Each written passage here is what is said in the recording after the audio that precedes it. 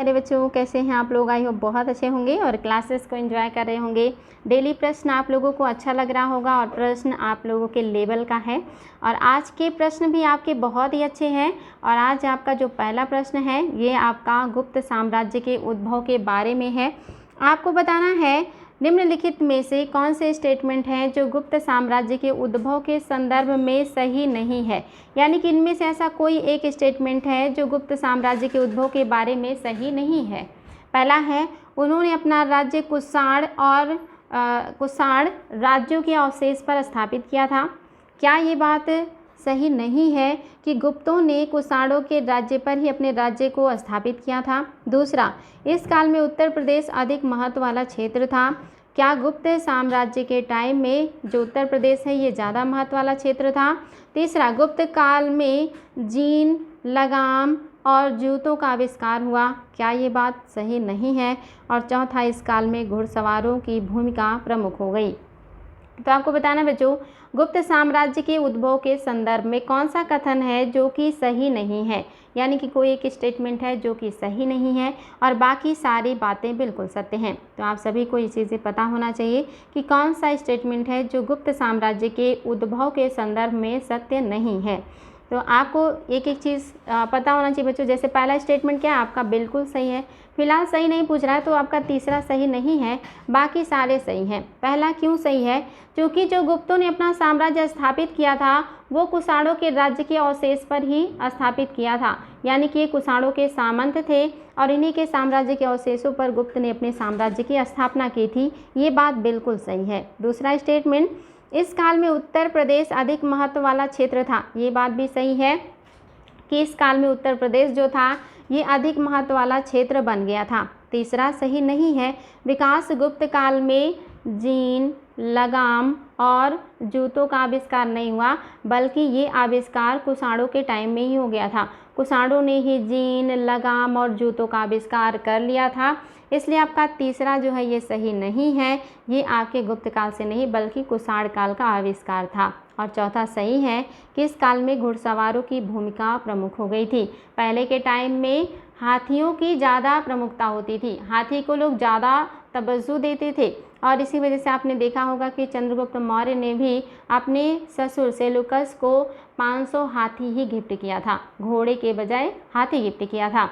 यानी कि शुरुआत में हाथियों को ज़्यादा महत्व दिया जाता था, लेकिन आगे गुप्त काल आते आते घोड़ों को ज़्यादा महत्व दिया जाने लगा और आगे चल के विदेशों से भी घोड़े बड़े पैमाने पे आयात किए जाने लगे। और इसीलिए मार्को पोलो ने इस बात पर दुख भी व्यक्त किया था कि भारतीयों को बहुत ज़्यादा पैसा घोड़े के आयात में खर्चा हो जाता है। चलिए बच्चों, नेक्स्ट देखते हैं कि एकमात्र गुप्त युगीन लेख जिसमें भूमि अनुदान का उल्लेख हुआ है। एकमात्र गुप्त युगीन अभिलेख कौन सा है जिसमें भूमि अनुदान का उल्लेख मिलता है। पहला है भीतरी स्तंभ लेख, दूसरा है प्रयाग प्रशस्ति, तीसरा है जूनागढ़ लेख, चौथा है मथुरा लेख। तो आपको बताना इनमें से कौन सा एकमात्र गुप्तकालीन लेख है जिसमें अनुदान का उल्लेख हुआ है। और ये भी आपके लिए इम्पॉर्टेंट है बच्चों, ये गलत नहीं होना चाहिए। आपका कौन सा है, और आपको पता है ये चारों जो है ये गुप्त काल से ही जुड़े हुए हैं, इसमें कोई डाउट ही नहीं है। लेकिन कौन सा है जो आपका भूमि अनुदान का उल्लेख करता है, तो आपका ऑप्शन नंबर फर्स्ट बिल्कुल सही है। भीतरी स्तंभ लेख जो है ये भूमि अनुदान का उल्लेख करता है। और ये किसका अभिलेख है, तो आप सभी को पता होगा ये स्कंद गुप्त का अभिलेख है, स्कंद गुप्त का अभिलेख है। और इसके अलावा जूनागढ़ भी स्कंद गुप्त का ही जो है अभिलेख है। प्रयाग प्रशस्ति आप जानते हैं ये किसका है, समुद्रगुप्त का है, समुद्रगुप्त का है, इम्पॉर्टेंट है। और मथुरा जो है ये चंद्रगुप्त द्वितीय का है, याद रखेंगे, चंद्रगुप्त सेकंड का अभिलेख है। ये सारी चीज़ें याद रखेंगे, हो सकता है नेक्स्ट टाइम इस तरह के क्वेश्चन भी बन जाएं आपके लिए।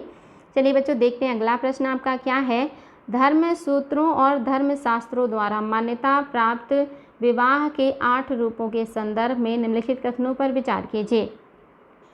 आपके सामने जो 8 प्रकार के विवाह हैं उनमें से 2 के बारे में यहाँ कुछ बातें दी गई हैं, जिसका उत्तर आप लोगों को कूट की सहायता से बताना है।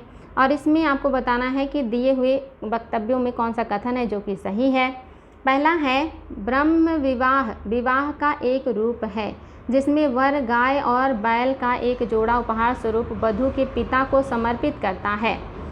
दूसरा है प्रजापत्य विवाह। विवाह का एक रूप है जिसमें वधू बिना अभिभावक की स्वीकृति के स्वयं को वर को सौंप देती थी। तो आपको बताना है बच्चों कि कौन सा स्टेटमेंट है जो कि सही है। क्या ब्रह्म विवाह एक विवाह का रूप है जिसमें जो है वर गाय और बैल का एक जोड़ा देकर पत्नी को प्राप्त करता था या वधू प्राप्त करता था? क्या ये बात सही है?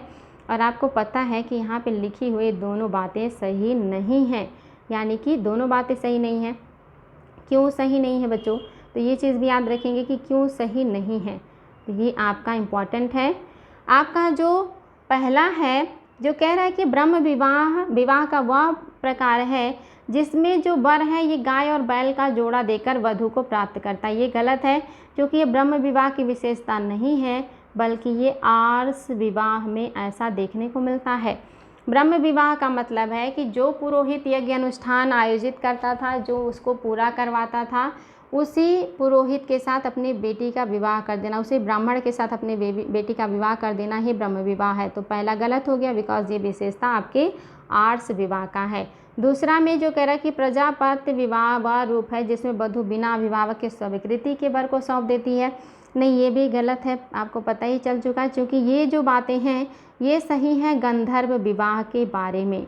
गंधर्व विवाह में ऐसा होता है जिसमें लड़की लड़के एक दूसरे को पसंद करके विवाह करते हैं, तो ये आपका गंधर्व विवाह है, प्रजापत्य विवाह की विशेषता नहीं है, इसलिए दोनों बातें गलत हो गई।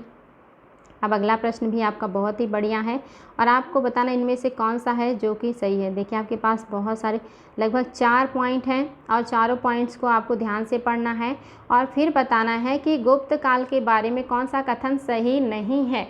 सही नहीं है ये बताना है। भारी भरकम देख करके क्वेश्चन उत्तर डर मत जाइएगा, बहुत आसान है। पहला स्टेटमेंट है संस्कृत भाषा एवं साहित्य सदियों के विकास के पश्चात चाहे संरक्षण के माध्यम से वहां पहुंचा जिसे शास्त्रीय प्रकर्ष के एक स्तर के रूप में वर्णित किया गया। क्या गुप्त काल में संस्कृत भाषा एवं साहित्य सदियों के विकास के पश्चात अपने चरमोत्कर्ष पर पहुंचा था? दूसरा, क्या महिलाओं की स्थिति को पुनः परिभाषित किया गया, औपचारिक शिक्षा की हकदार बनाई गई उन्हें, और इसके साथ ही इस काल में महिलाएं शिक्षक, दार्शनिक और डॉक्टर भी बन सकती थीं, और इसके अलावा क्या समय पूर्व विवाह निषेध कानून भी बनाए गए? ये सारी बातें क्या सही हैं? क्या उन्हें संपत्ति का अधिकार था? बताएंगे बच्चों। क्या महिलाओं के बारे में दिया हुआ स्टेटमेंट ये सही है गुप्त काल में? तीसरा है पुजारियों एवं मंदिरों को प्रशासनिक एवं वित्तीय निरापदाओं के साथ साथ भूमि तथा गांव के बढ़े हुए अनुदान दिए जाने से प्रशासनिक सत्ता का विकेंद्रीकरण प्रभावित था। और चौथा, भूमि अनुदान ने भारत की कृषि दासता के उद्भव तथा सामंती विकास का रास्ता खोला, जिसके परिणाम स्वरूप कृषक वर्ग में निराशा हुई। तो आपको बताना है बच्चों कि आपका कौन सा स्टेटमेंट है जो कि सही नहीं है। तो याद रखेंगे बच्चों आपका कौन सा स्टेटमेंट है जो कि सही नहीं है, बहुत इंपॉर्टेंट है। आपका दूसरा जो पॉइंट है ये सही नहीं है, क्योंकि महिलाओं की स्थिति को पुनः परिभाषित नहीं किया गया और ना ही इन्हें औपचारिक शिक्षा का हक था, और ना ही इस काल में महिलाओं को शिक्षक, दार्शनिक और डॉक्टर बनने का अधिकार था, और ना ही यहाँ पे बाल विवाह जैसा कानून बनाया गया था, और ना ही उन्हें संपत्ति का अधिकार था। ऐसा कोई अधिकार गुप्त काल में महिलाओं को प्राप्त नहीं है, इसलिए दूसरा गलत हो गया। आपका पहला बिल्कुल सही है कि इसी काल में जो है तरह तरह के जो संस्कृत ग्रंथ हैं, जो साहित्य हैं, उनका बहुत ज़्यादा विकास हुआ, और कहीं ना कहीं संस्कृत साहित्य और कला संस्कृति में विकास की वजह से गुप्त काल को स्वर्णकाल कहा जाता है। तीसरा भी सही है कि पुजारियों तथा मंदिरों को प्रशासनिक तथा वित्तीय अधिकारों के साथ साथ भूमि तथा गाँव में बढ़े हुए अनुदान दिए जाने से प्रशासनिक सत्ता का विकेंद्रीकरण प्रभावित हुआ, बिल्कुल सही है। और आपका चौथा भी सही है कि भूमि अनुदानों ने भारत की कृषि दासता के उद्भव का तथा सामंती विकास का रास्ता खोल दिया, जिसके परिणाम स्वरूप कृषक वर्ग में निराशा हुई। तो ये सारी बातें सही हैं बच्चों, सिर्फ दूसरा जो है वो सत्य नहीं था। और फिर से आपके लिए क्वेश्चन है, और ये भी आपको कोई एक पॉइंट है जो कि सही नहीं है। सही नहीं है ये बताना है। पहला है इस काल में बालात श्रम पहले की तुलना में अधिक प्रचलित हुए। क्या इस काल में लोगों से ज़बरदस्ती जो है श्रम करवाया जाने लगा बड़े पैमाने पे? दूसरा, विष्णु पुराण के एक उद्धरण में निर्दिष्ट है कि प्रयाग तक गंगा से लगे सभी विभागों पर गुप्त वंश का आधिपत्य था। क्या ये बात सही है कि विष्णु पुराण के एक उद्धरण में निर्दिष्ट है कि प्रयाग तक गंगा से लगे हुए सभी विभागों पर गुप्त वंश का आधिपत्य था? तीसरा, क्या महरौली शिलालेख यह इंगित करता है कि चंद्रगुप्त बंगाल में शत्रुओं के राज्य संघ के विरुद्ध लड़ा था और उसने पंजाब में भी एक अभियान का नेतृत्व किया था? और चौथा, सौराष्ट्र गुप्त साम्राज्य का हिस्सा नहीं था। तो आपको बताने बच्चों कि कौन सा स्टेटमेंट है जो सही नहीं है। Very very important and very very easy question, कोई दम ही नहीं है इस प्रश्न में। जितना भारी भरकम है उतना ही इजी है, यानी कि एक तरीके से खोदा पहाड़ निकली चुहिया, यानी कि इतना बड़ा क्वेश्चन है लेकिन उत्तर बहुत इजी है। तो आप सभी को पता है कि गुप्त काल के बारे में कौन सा स्टेटमेंट है जो कि सही नहीं है। तो ये आपका चौथा स्टेटमेंट है जो सही नहीं है। आप सभी को पता है सौराष्ट्र प्रांत में सुदर्शन झील था। सुदर्शन झील का पुनरुद्धार स्कंदगुप्त ने करवाया था और किसके माध्यम से करवाया था? पर्णदत्त के माध्यम से करवाया था। पर्णदत्त के माध्यम से, जो उनके राज्यपाल थे सौराष्ट्र में। तो इस हिसाब से आप देख रहे हैं इस पर गुप्तों का अधिकार था, तभी तो गुप्त यहाँ पे काम कर रहे हैं, राज्यपाल नियुक्त कर रहे हैं। तो इसलिए आपका चौथा ही गलत है। बहुत ही आसान था बच्चों, देखिए कोई दम ही नहीं था इस प्रश्न में। अब बाकी सारी बातें बिल्कुल सही हैं कि इस काल में बालात श्रम पहले की तुलना में अधिक प्रचलित हो चुका है, बिल्कुल। और विष्णु पुराण के एक उद्धरण में निर्दिष्ट है कि जो है प्रयाग तक गंगा से लगे सभी विभागों पर गुप्त वंश का आधिपत्य, बिल्कुल नो डाउट एकदम सही है। और महरौली शिलालेख यह इंगित करता है कि चंद्रगुप्त बंगाल के शत्रुओं के राज्य संघ के विरुद्ध लड़ा और उसने पंजाब में भी एक अभियान का नेतृत्व किया था। बिल्कुल सही है, सारी बातें बिल्कुल सही हैं। नेक्स्ट क्वेश्चन है, किस अभिलेख में सबसे पहली बार 6 प्रकार के करों यानी कि बलि, भाग आदि का उल्लेख मिलता है? कौन से अभिलेख में 6 प्रकार के करों का उल्लेख मिलता है? और उस करों में आपका 6 प्रकार में 2-3 यहाँ दिया, एक तो बलि दिया है, दूसरा भाग दिया है और तीसरा आपका विष्ट दिया है। यानी कि बलि, भाग और विष्ट, इन सब का उल्लेख मिलता है। पहला है जूनागढ़ अभिलेख, दूसरा है महास्थान अभिलेख, तीसरा है शाहगौरा अभिलेख और चौथा है रुम्मिनदेय अभिलेख। तो बताएंगे बच्चों कि कौन से अभिलेख से 6 प्रकार के करों का उल्लेख मिलता है। बहुत ही बढ़िया प्रश्न है और ये आपको पता होना चाहिए। साथ ही बताएंगे कि कौन से अभिलेख से, एग्ज़ाम में बहुत बार आया है कि कौन से अभिलेख से अकाल पड़ने का वर्णन मिलता है, अकाल की सूचना मिलती है। तो आपके सामने ऑप्शन है, इसी में से आपको बताना है कि कौन से अभिलेख से अकाल की सूचना मिलती है और कौन से अभिलेख से 6 प्रकार के करों का उल्लेख मिलता है। तो आई होप बच्चों आपको ये समझ में आ गया होगा। आपका जो जूनागढ़ अभिलेख है, जो रुद्रदामन भी इससे जुड़े हुए हैं, आपका इस अभिलेख से ही 6 प्रकार के करों का उल्लेख मिलता है, बिल्कुल सही है। और महास्थान और शाहगौरा से अकाल पड़ने का उल्लेख मिलता है, ये भी आप याद रखेंगे, बहुत इम्पॉर्टेंट है। और रुम्मिनदेय से क्या उल्लेख मिलता है?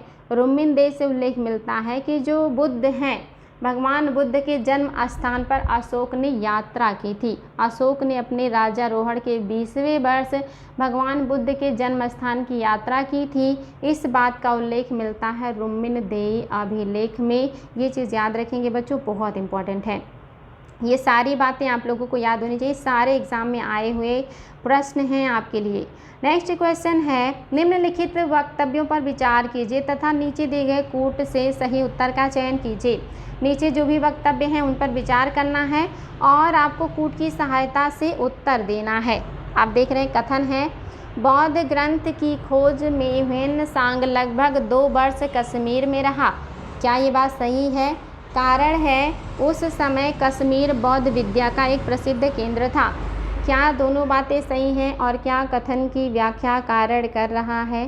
तो बताना है बच्चों कि क्या आपका सही है। और आई होप ये आप लोगों के लिए थोड़ा हार्ड हो सकता है, अगर आपने अच्छे से अध्ययन नहीं किया है ह्वेनसांग के बारे में तो समस्या उत्पन्न हो सकती है। ह्वेनसांग एक ऐसा यात्री है जिसने भारत के बहुत सारे क्षेत्रों का भ्रमण किया, दक्षिण, मध्य, कश्मीर, सभी क्षेत्रों का भ्रमण इसने किया है। और आपका जो पहला ऑप्शन है यही सही है, दोनों सही हैं। और कथन कारण की पुष्टि भी कर रहा है, क्योंकि ह्वेनसांग चीन से स्थल मार्ग से भारत में बौद्धिस्ट ग्रंथों का अध्ययन करने के लिए ही आया था और ये स्थल मार्ग से ही वापस गया था। तो दोनों बातें सही हैं। वो कश्मीर में 2 वर्ष रहा और रीज़न क्या था, बौद्ध ग्रंथ का अध्ययन, और वहाँ पे उस समय बौद्ध जो है कुछ प्रसिद्ध केंद्र भी थे जहाँ पर वो 2 वर्ष रहकर अध्ययन किया था। चलिए बच्चों, नेक्स्ट क्वेश्चन है आपके सामने और ये क्वेश्चन भी आपका बहुत इम्पोर्टेंट है। क्वेश्चन है, किस अभिलेख में पुष्यमित्र शुंग द्वारा अश्वमेध यज्ञ के संपादन का उल्लेख मिलता है? ये क्वेश्चन भी एग्ज़ाम में कई बार आया है, ये नेट के एग्ज़ाम में भी मुझे दिखा था। तो पहला ऑप्शन है खारवेल का हाथी गुम्फा अभिलेख, दूसरा है धनदेव का अयोध्या अभिलेख, तीसरा है गौतमी पुत्र सातकर्णी का नासिक अभिलेख और चौथा है फतेहपुर का रेह अभिलेख। तो बताएंगे बच्चों, कौन से अभिलेख से पता चलता है कि पुष्यमित्र शुंग ने 2 अश्वमेध यज्ञ किए थे?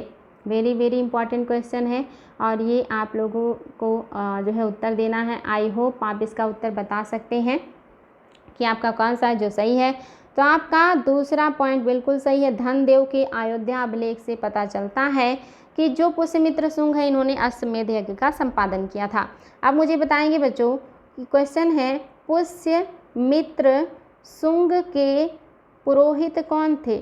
शुंग के पुरोहित कौन थे जिन्होंने ये अश्वमेध यज्ञ संपादित करवाया था? आपको इनका नाम बताना है। पहले हैं आपके पतंजलि, क्या पतंजल थे? दूसरे विश्वामित्र और तीसरे हैं वशिष्ठ और चौथा है कोई नहीं। बताएंगे, पहले हैं पतंजलि, दूसरे हैं विश्वामित्र, तीसरे हैं वशिष्ठ और चौथे हैं कोई नहीं। तो आपको बताना है बच्चों कि कौन से अभिलेख कौन पुष्यमित्र शुंग के पुरोहित थे। आपको ये बताना है पुष्यमित्र शुंग के पुरोहित कौन थे। आई होप आप इसका आंसर बहुत आसानी से दे सकते हैं, वेरी वेरी इंपॉर्टेंट है और आपका पहला ही ऑप्शन सही है। पतंजलि ही जो है पुष्यमित्र शुंग के पुरोहित थे और इन्होंने ही अश्वमेध यज्ञ का संपादन करवाया था। तो इसमें कोई डाउट आप लोगों को नहीं होना चाहिए। चलिए बच्चों, नेक्स्ट देखते हैं और आपका अगला क्वेश्चन क्या है और ये भी बहुत इंपॉर्टेंट है। क्वेश्चन है, निम्नलिखित में से कौन मनुस्मृति पर लिखी गई अपनी टीका के लिए प्रसिद्ध है? कौन है जिन्होंने मनुस्मृति पर टीका लिखा है, आपको ये बताना है। तो आपका पहला ऑप्शन है अपरार्क, दूसरा है विज्ञानेश्वर, तीसरा है मेधातिथि, चौथा है विश्वरूप। तो बताएंगे बच्चों कि कौन सा है जो कि मनुस्मृति पर लिखा गया टीका के लिए प्रसिद्ध है। और ये भी बहुत इम्पॉर्टेंट है, इसमें भी आप लोगों को कोई गलती नहीं करना है। आई होप आप इसका उत्तर बता सकते हैं कि आपका जो सही उत्तर है वो क्या हो जाएगा। वेरी वेरी इंपॉर्टेंट है, एग्ज़ाम में आया है और इसमें तो एक ही बताना है, एक नहीं इसके 3 टीकाकार हैं। फिलहाल आपको एक ही बताना है। तो आपका जो ऑप्शन नंबर 3 है ये बिल्कुल सही है। मेधातिथि ने मनुस्मृति पर टीका लिखा है और बाकी जो हैं आपके अपरार्क, विज्ञानेश्वर और विश्वरूप, इन तीनों ने याज्ञवल्क्य स्मृति पर टीका लिखा है। याद रखेंगे, इन तीनों ने किस पर लिखा है? याज्ञवल्क्य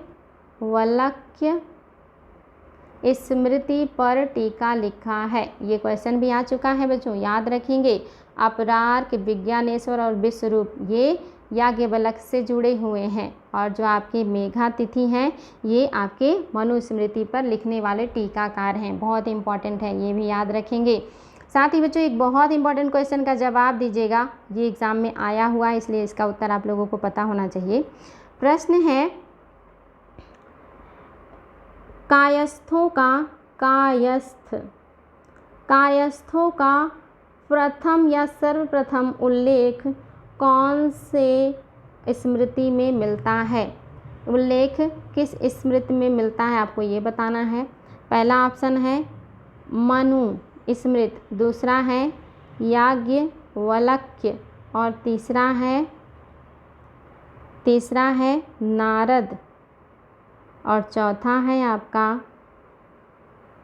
कोई नहीं। बताएंगे बच्चों कि कौन से स्मृति में पहली बार कायस्थ शब्द का उल्लेख मिलता है। कायस्थ शब्द का उल्लेख पहली बार किस में मिलता है, बहुत इंपॉर्टेंट है। बताएंगे बच्चों कि किस में मिलता है पहली बार कायस्थ शब्द का उल्लेख। तो आई होप आप इसका उत्तर बता सकते हैं, बिकॉज एग्ज़ाम में कई बार आया है और आप लोग इसको गलत नहीं करेंगे। तो आप सभी को पता होना चाहिए। ऑप्शन नंबर 2 बिल्कुल सही है। याज्ञवल्क्य स्मृति में ही पहली बार कायस्थ शब्द का उल्लेख मिलता है। लगे हाथ एक और क्वेश्चन बता दीजिएगा कि कायस्थों का उल्लेख जाति के रूप में कहाँ मिलता है। जाति के रूप में कहाँ मिलता है। जाति के रूप में कहाँ मिलता है, यानी कि कायस्थ शब्द का उल्लेख याज्ञवल्क्य स्मृति में, लेकिन कायस्थ जाति का उल्लेख कहाँ मिलता है। पहला ऑप्शन है आपका मनु स्मृति, दूसरा है आपका ओसनम स्मृति, तीसरा है दोनों और चौथा है कोई नहीं। बताएंगे बच्चों कि कौन से स्मृति में कायस्थ जाति का उल्लेख मिलता है। कायस्थ का जाति के रूप में उल्लेख मिलता है। याद रखेंगे इसका भी ऑप्शन नंबर 2 बिल्कुल सही है। ओसनम स्मृति में कायस्थ जाति का उल्लेख पहली बार मिलता है। मोस्ट इम्पॉर्टेंट क्वेश्चन थे, एग्जाम में बार बार आए हुए हैं। नेक्स्ट क्वेश्चन है बच्चों, निम्नलिखित में से किसे भारत का प्रथम विधि निर्माता माना जाता है। बहुत ही इम्पॉर्टेंट है बच्चों, भारत का प्रथम विधि निर्माता किसे माना जाता है, आपको ये बताना है। और ये भी बहुत ही ज़्यादा इम्पॉर्टेंट है, ये आप लोग गलत नहीं करेंगे। पहला है पाणिनि, दूसरा है मनु, तीसरा है कौटिल्य और चौथे हैं कपिल। कौन है सब भारत के प्रथम विधि निर्माता, ये चीज़ बताएंगे आप लोग। और आई थिंक इसका आंसर सभी को पता है कि आपका जो मनु है ये सही है, ये पहले विधि निर्माता माने जाते हैं। वेरी वेरी इंपॉर्टेंट था। आई होप इसका उत्तर आप लोगों को पता है। नेक्स्ट क्वेश्चन है बच्चों, और आपको इसमें जो है मैच करना है, आपको इसको मैच करना है और आप इसे खुद से मैच करके बताएंगे कि कौन सा है जो कि सही है। तो आपके सामने कूट दे रहे हैं हम। ये आपका मान लीजिए ये आपका है A, B, C और D। ये 1 2 3 और 4।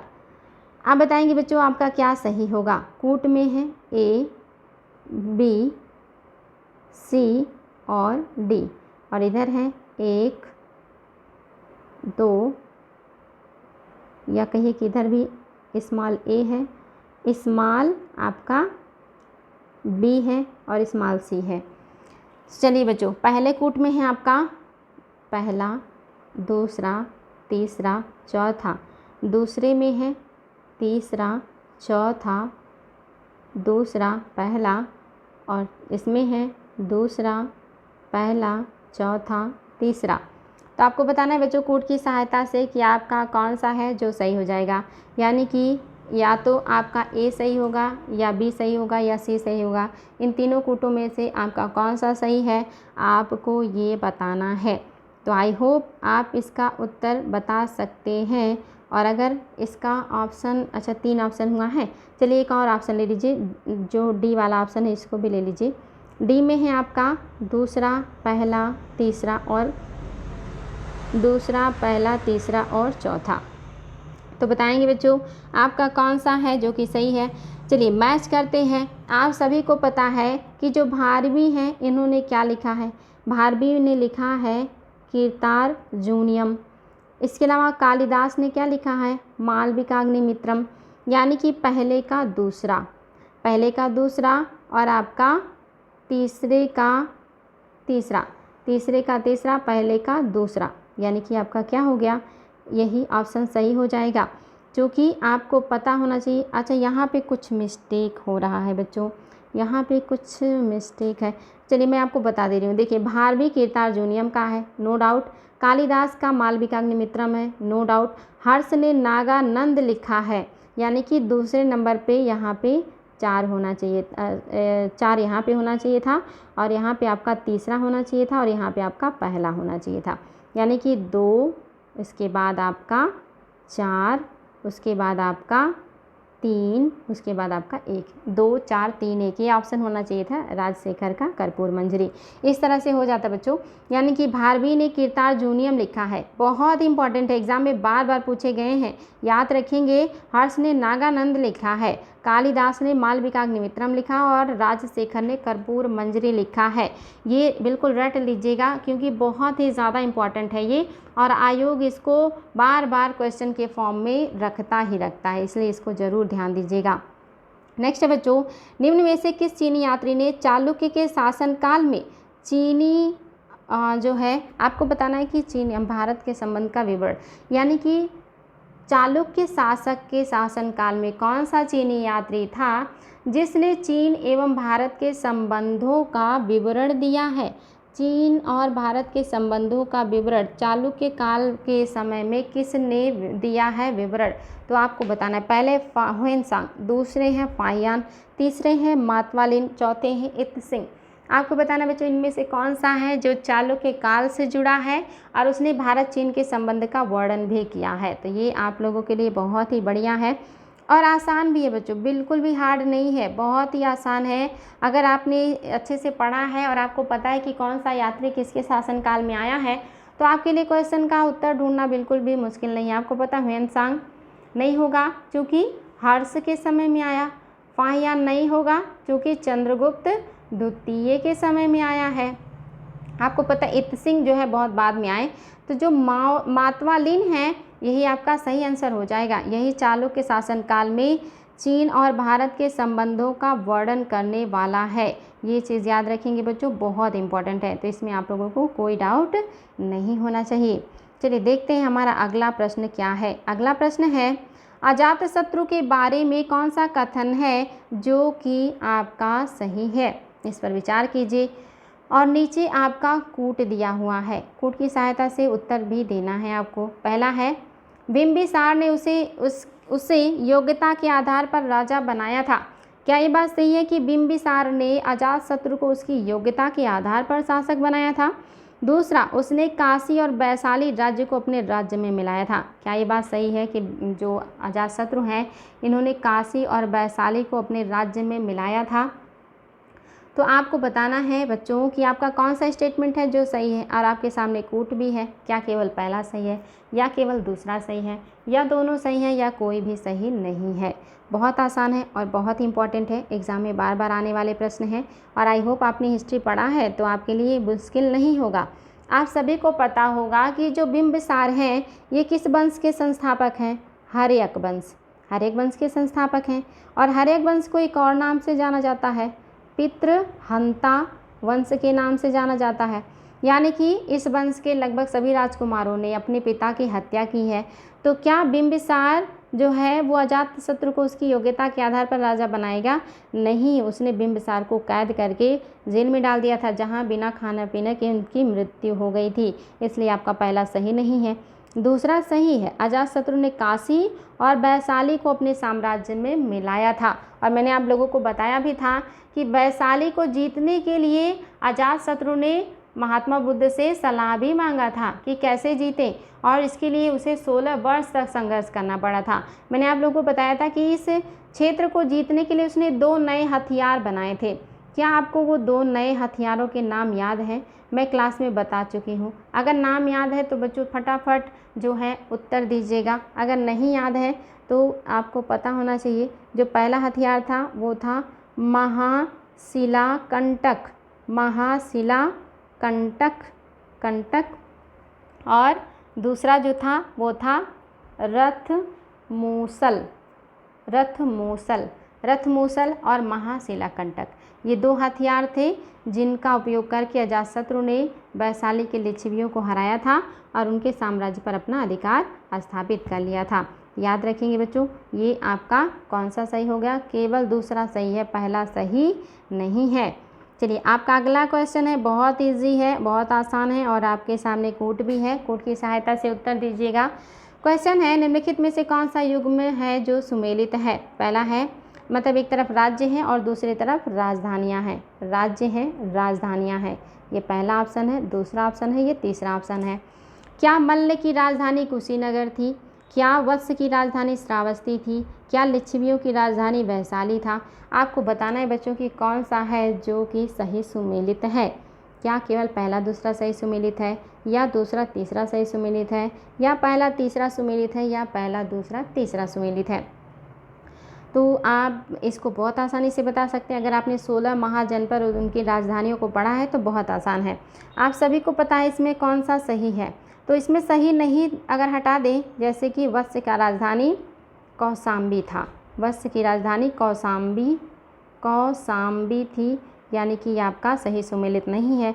अब दूसरा हटाएंगे तो आपका तीसरा भी हटा, दूसरा भी हटा, पहला भी हटा यानी कि पहला और तीसरा आपका सही हो जाएगा।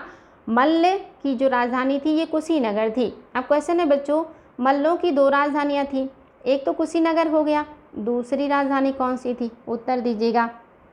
जो लिच्छवी हैं इनकी राजधानी वैशाली थी, बिल्कुल सही है। लिच्छवी जो है ये वैशाली की थी। तो आपको फटाफट उत्तर देना है कि मल्ल की राजधानी एक तो कुशीनारा है जहाँ पे बुद्ध को परिनिर्वाण प्राप्त हुआ था। दूसरी इनकी राजधानी क्या थी? तो दूसरी इनकी थी पावापुरी। पावापुरी में आप सभी को पता है महावीर स्वामी को परिनिर्वाण प्राप्त हुआ था।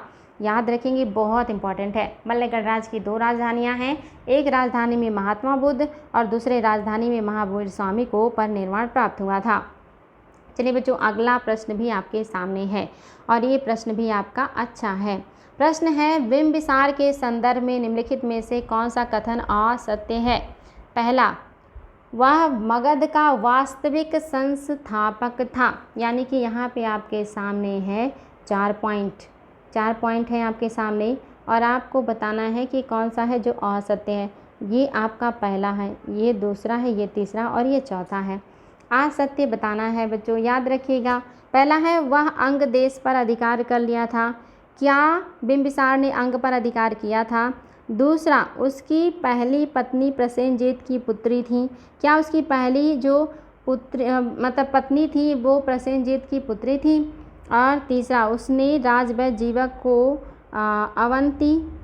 अवंती राज यानी कि अवंती के राजा चंद्रप्रद्योत के इलाज के लिए उज्जैन भेजा था। क्या ये बात सही है? कोई एक कथन है जो कि सही नहीं है बच्चों और आपको वही बताना है कि कौन सा सही नहीं है। और ये भी बहुत इंपॉर्टेंट प्रश्न है, एग्ज़ाम में बार बार आए हुए हैं, तो फटाफट उत्तर दीजिएगा, गलती नहीं होना चाहिए। आप सभी को पता है कि कौन सा सही नहीं है, तो आपका ये सही नहीं है। क्योंकि उनकी पत्नी मतलब जो है अजातशत्रु की जो पत्नी थी वो प्रसेनजीत की पुत्री नहीं थी बल्कि प्रसेनजीत की बहन थी। और बहन का नाम क्या था? महाकोसला। महाकोसला नाम था, महाकोसला। पहला सही है, वह मगध का वास्तविक संस्थापक था, इसमें कोई डाउट नहीं है। दूसरा, उसने अंग देश पर अधिकार किया, ये आपका क्या है? ये भी सही है, उसका अंग देश पर अधिकार था, बिल्कुल सही है। यानी कि बिंबिसार ने ही इसी ने वास्तविक स्थापना की है मगध साम्राज्य की और इसका अधिकार जो है अंग पर था, ये भी सही है।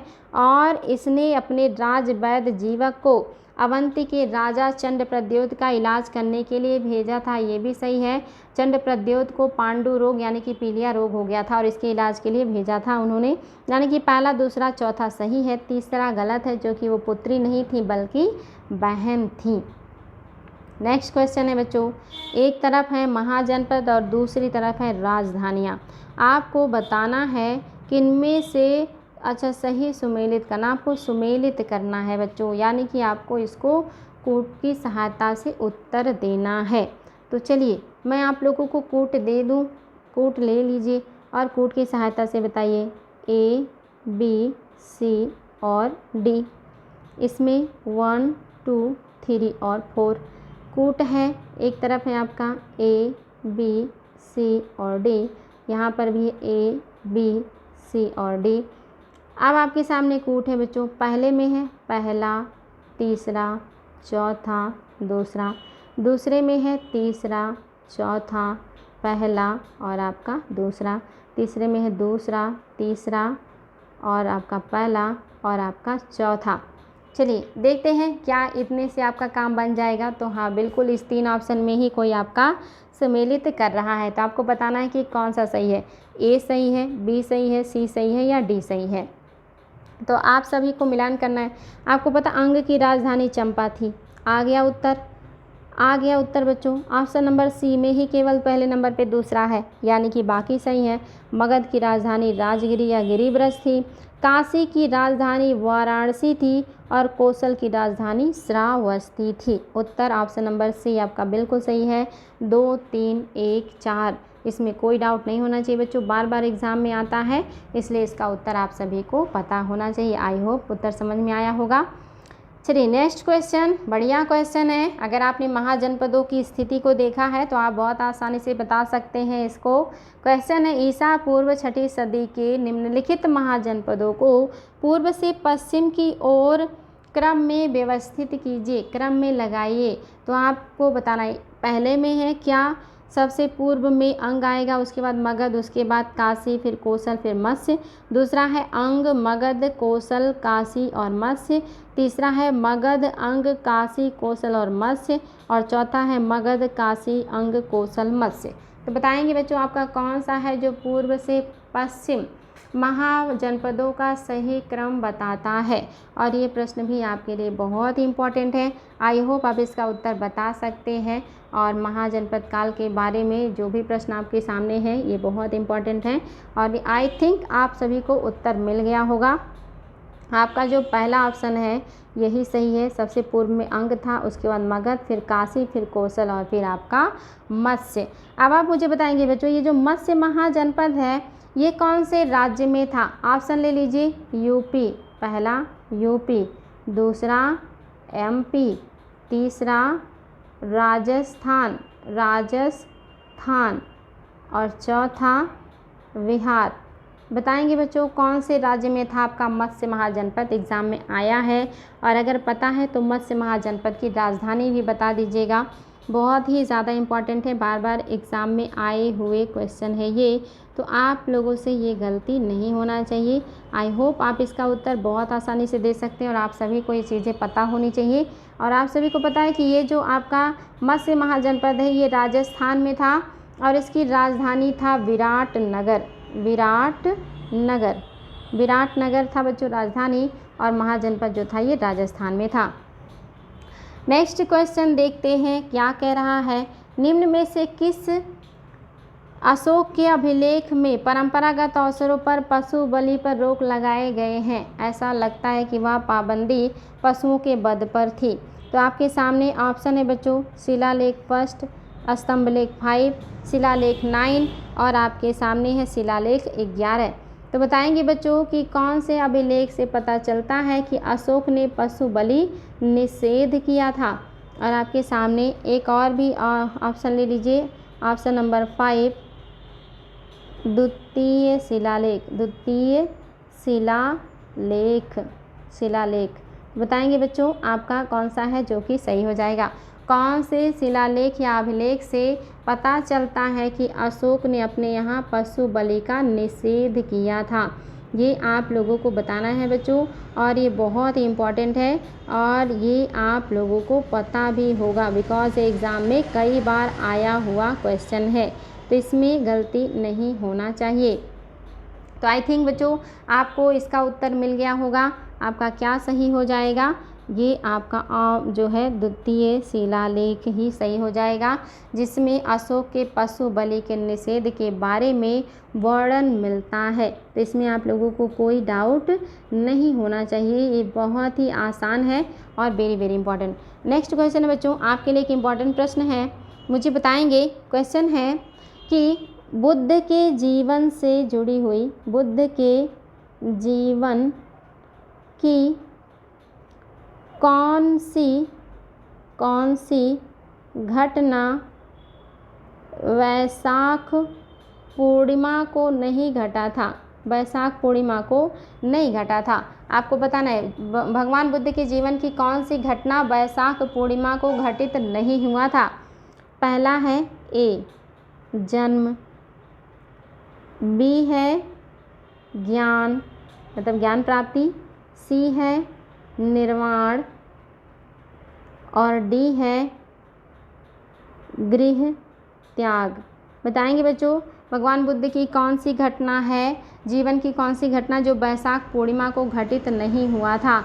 ये एग्ज़ाम में बहुत ज़्यादा आया हुआ प्रश्न है और इसमें आप लोगों को गलती नहीं करना है। अब आप मुझे बताएंगे कि आपका कौन सा है जो कि भगवान बुद्ध के जीवन से जुड़ा है और वो बैसाख पूर्णिमा के दिन घटित नहीं हुआ था। बहुत ही बढ़िया प्रश्न है। तो आप सभी को पता होना चाहिए बच्चों, जो गृह त्याग की घटना है ये अमावस्या को घटित हुआ था, ये पूर्णिमा की घटना नहीं है। जन्म, ज्ञान और मृत्यु ये तीनों घटनाएं उनकी बैसाख पूर्णिमा के दिन घटित हुई, लेकिन गृह त्याग अमावस्या के दिन हुआ था, इसलिए ये क्वेश्चन आपके लिए इम्पॉर्टेंट था। एक और क्वेश्चन है बच्चों, फटाफट उत्तर दीजिएगा। महात्मा बुद्ध के लिए कौन सा संबोधन प्रयोग में नहीं लाया जाता? कौन से संबोधन का प्रयोग उनके लिए नहीं किया जाता है, आपको ये बताना है। ए में है साक्ता, दूसरा है तथागत, और आपका तीसरा है शाक्य मुनि और चौथा है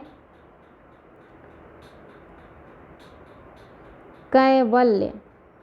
आपको बताना है कौन सा है जो महात्मा बुद्ध के जीवन से जुड़ा हुआ नहीं है, या महात्मा बुद्ध के लिए किसका उपयोग नहीं करते हैं, किसका उपयोग महात्मा बुद्ध के लिए नहीं करते हैं।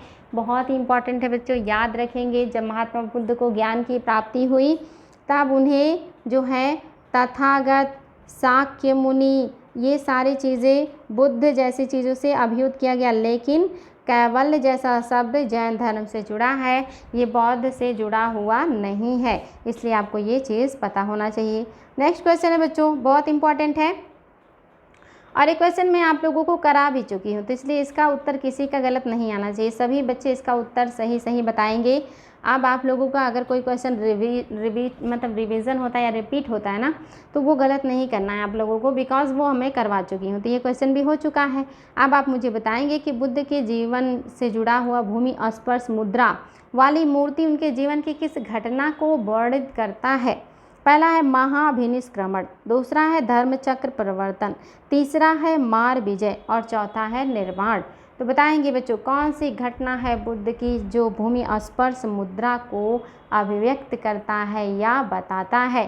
तो आप सभी को इसका उत्तर पता होगा बच्चों कि आपका इसका उत्तर क्या हो जाएगा। आई होप आप लोगों को पता है और सभी का उत्तर बिल्कुल सही है।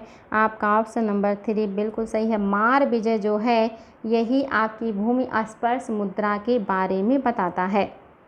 नेक्स्ट क्वेश्चन है, नीचे दिए हुए प्रसिद्ध बौद्ध स्थल हैं और इनका आपको सही क्रम बताना है, उनके बनने का सही क्रम बताना है।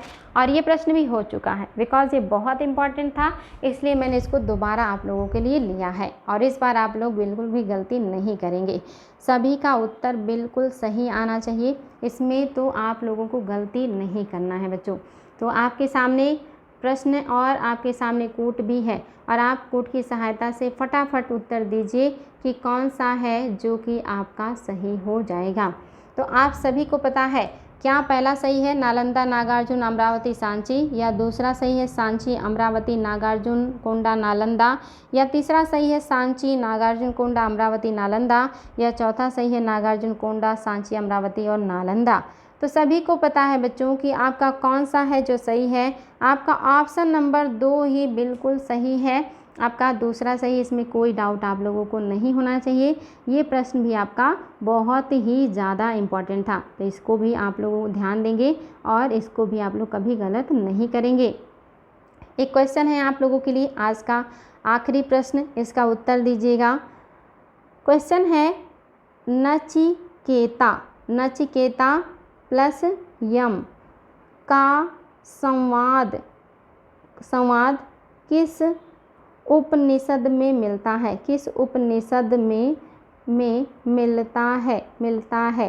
पहला ऑप्शन है आपका बृहदारण्यक, बृहदारण्यक। और आपका दूसरा है मुंडकोप, मुंडकोप।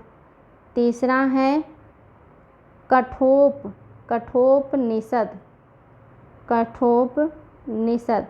और चौथा है कोई नहीं। बताएंगे बच्चों कि कौन से उपनिषद में नचिकेता और यम का संवाद मिलता है। बहुत ही बढ़िया प्रश्न है, आयोग का फेवरेट, कई बार एग्ज़ाम में आया है, इसीलिए आप लोगों के सामने ये रखा गया है। तो आई होप सबको पता होगा कि कठोपनिषद में ही यम और नचिकेता का संवाद है। साथ ही बताएंगे बच्चों मुंडकोपनिषद से क्या मिलता है और बृहदारण्यक में किसका संवाद है। इसका भी उत्तर देंगे, बृहदारण्यक उपनिषद में किसका संवाद है और मुंडकोपनिषद से हमें कौन सी चीज़ों के बारे में जानकारी मिलती है, ये भी बताएंगे। बहुत ही बढ़िया है और ये सारे एग्ज़ाम में आए हुए हैं, इसीलिए आपके सामने ये रखे गए हैं। तो ये आप लोगों को गलत नहीं करना है और ये सारी बातें आप सभी को पता भी होना चाहिए, क्योंकि मैं पहले भी व्याख्या के दरमियान बता चुकी हूँ। बृहदारण्यक इस उपनिषद में गार्गी और याज्ञवल्क्य का है संवाद, याज्ञवल्क्य का संवाद है। और मुंडकोपनिषद से लिया गया है सत्यमेव जयते। साथ ही मुंडकोपनिषद में ही कहा गया है कि जो यज्ञ है वो टूटी हुई नौका के समान है। ये सारी बातें याद रखेंगे बच्चों, एग्ज़ाम में आए हुए हैं, बहुत इंपॉर्टेंट है। तो आई होप आप लोगों को आज के प्रश्न समझ में आए होंगे और क्लासेस लेकर के अच्छा लग रहा होगा। आगे हम और भी बढ़िया प्रश्न के साथ मिलेंगे। आज के लिए इतना ही बच्चों, धन्यवाद आप सभी को। Thank you so much.